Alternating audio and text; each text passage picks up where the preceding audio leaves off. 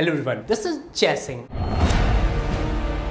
Sarcoplasmic हाइपरट्रॉपी के sarcoplasmic हाइपरट्रॉपी को समझने से पहले हमको सबसे पहले ये सर्कोप्लाज्मिक वर्ड का मतलब समझना पड़ेगा। ये जो सर्कोप्लाज्म होता है ये हमारे मसल सेल का एक कंपोनेंट होता है। सर्कोप्लाज्म एक तरह का साइटोप्लाज्म होता है किसी भी सेल का। ये साइटोप्लाज्म कहने का मतलब जो एक सेल है उसके अंदर जो भी मटेरियल है, सेल मेम्ब्रेन के अंदर जो भी मटेरियल है, हम सेल के न्यूक्लियस को छोड़कर उसको हम साइटोप्लाज्म बोलते हैं। जैसे कि आप इस डायग्राम में देख पा रहे हो, एक सेल है, इसके अंदर एक ब्लैक कलर का डॉट है जो न्यूक्लियस है, इसके चारों तरफ जो भी चीज़ें प्रेजेंट है वो साइटोप्लाज्म होता है। सर्कोप्लाज्मिक हाइपरट्रॉपी कहने का मतलब होता है जब आपके मसल सेल के अंदर जो ग्लाइकोजन का जो स्टोरेज है वो जब इंक्रीज होता है तो हमारे बॉडी के अंदर सर्कोप्लाज्मिक हाइपरट्रॉपी आती है। मैं यहाँ पे आपको फिर से हाइपरट्रॉपी वर्ड का मतलब रिमाइंड करा दूँ। हाइपरट्रॉपी मतलब increase in the volume, increase in the size. जब हमारे मसल का साइज बढ़ता है तो उसको हम हाइपरट्रॉपी बोलते हैं। तो यहाँ पर आप देख रहे हैं कि जब हमारे मसल का ग्लाइकोजन स्टोर बढ़ा तो उससे क्या होगा, हमारा जो मसल का साइज बढ़ जाता है, वॉल्यूम बढ़ जाता है, जिसके कारण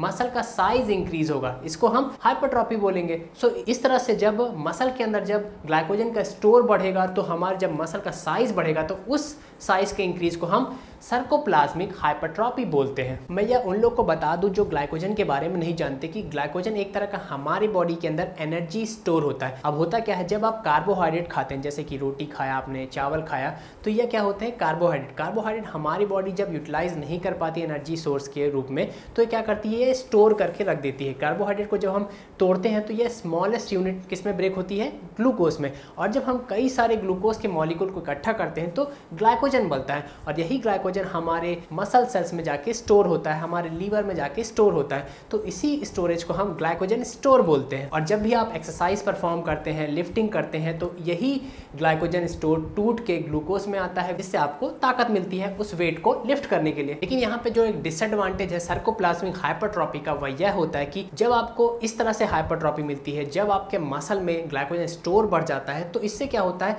आपका मसल साइज तो बढ़ता है लेकिन उस मसल साइज में स्ट्रेंथ नहीं होती है, पावर नहीं होती है, ताकत नहीं होती है। आपको जो ताकत मिलती है, आपको जो स्ट्रेंथ मिलती है जब आपका मसल साइज इंक्रीज होता है तो वह मेनली मिलती है आपको मायोफिब्रिलर हाइपरट्रॉपी कारण।